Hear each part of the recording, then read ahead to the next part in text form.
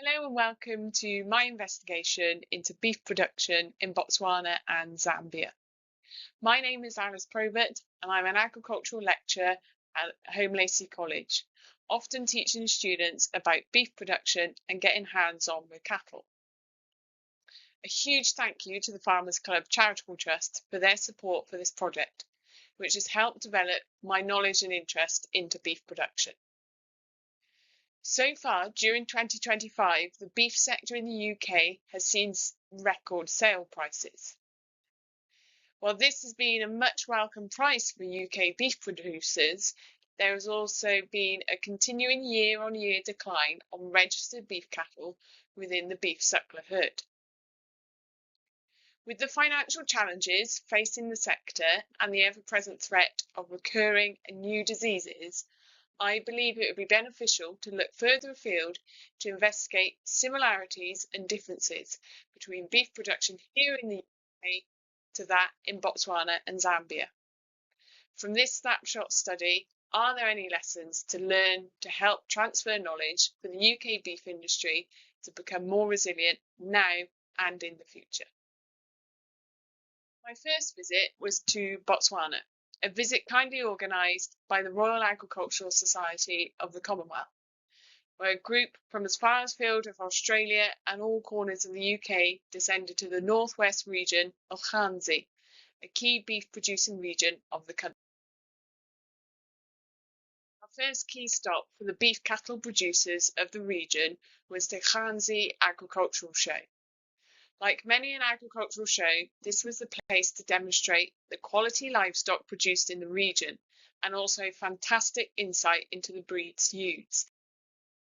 A wide range of classes and breeds were shown. There were classes for the Brahman breed, a breed that is well suited to the drier climates of the region. It was, however, the Simmental breed that dominated this year's competition, demonstrating their popularity as a beef breed in the area and having suitability for producing cattle entering feedlot systems. There was also some more familiar breeds, but not necessarily ones I would have expected to see. A Charolais bull and some Limousin cows and heifers were on show, which would indicate efforts to introduce and trial the suitability of the breeds. Following the buzz of the show ring, it was then out to a range of different cattle farms. Some interesting facts learnt from these visits, including how the drought master cattle, in the images on the right, were managed.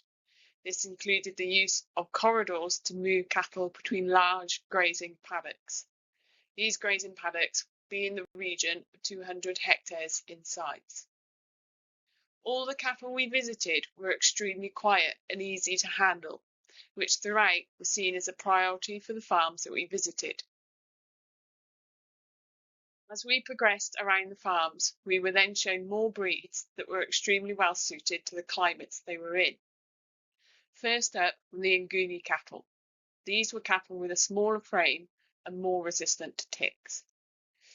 They don't receive any extra feed, just supplemented with salt and phosphate. One particular issue they did come across was gaining access to a greater range of genetics, due to being unable to currently import stock from South Africa.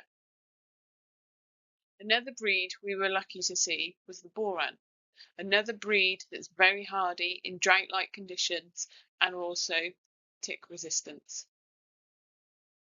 One of the visits we were also lucky to see in Botswana was to a large feedlot. It was fascinating to see how they operated and any challenges that they faced. One particular challenge that stood out was their feed and how they would have to import all the maize, mainly from Zambia, but it also came in from South Africa. The cattle were well managed and monitored closely, receiving vaccinations when they enter the feedlot and having particular targets for their growth rates. From Botswana, I then travelled to one of its neighbouring countries, Zambia, and in particular out to Alys Farm in the south of the country. This farm doesn't just have cattle, it also produces a number of other crops, which I was able to gain an insight into the production, and have a detailed understanding of the cattle they produce. Bonsmara was the breed that they had on this farm, and this was a breed that was developed through detailed crossbreeding program back in the 1930s through to the 1960s. This is the only stud breeder of Bonsmaras in Zambia, so many, if not all, of the cattle they sell go for commercial use. In comparison to South Africa, where there are more stud breeders and the Bonsmara make up for 60% of the cattle population. For me, one of the take-home messages was the performance recording of the Bonsmara breed. It's a breed that undergoes thorough inspection in order for them to be suitable breeding stock. Inspections take place twice a year, and the end result will produce a score out of 9. A score of 5 or below will mean they are rejected as Bonsmara breeding stock. The inspections of the cattle include assessing the physical characteristics as well as the performance. Those that pass the inspections are branded with a B on the right-hand shoulder of the animals. The farm used effective handling facilities that would be used to weigh, sort and monitor the cattle. One regular task that would take place every 2 weeks was the spraying of the cattle to prevent and treat for ticks. This also provided an ideal opportunity to observe all the cattle and monitor them.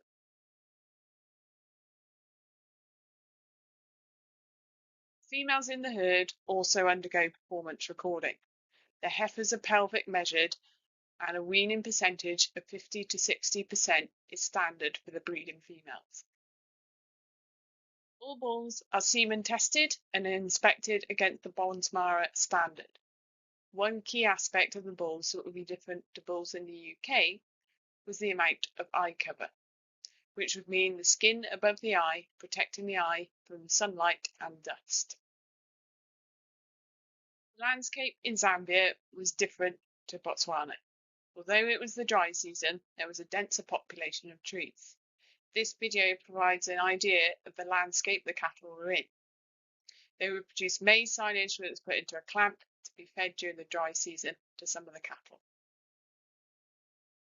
A huge thank you to Farmers Club Charitable Trust for their support with this project. I'd also like to thank the Royal Agricultural Society of the Commonwealth and Alys Bonsmara Stud for helping me gain a fantastic insight into beef production in the two countries.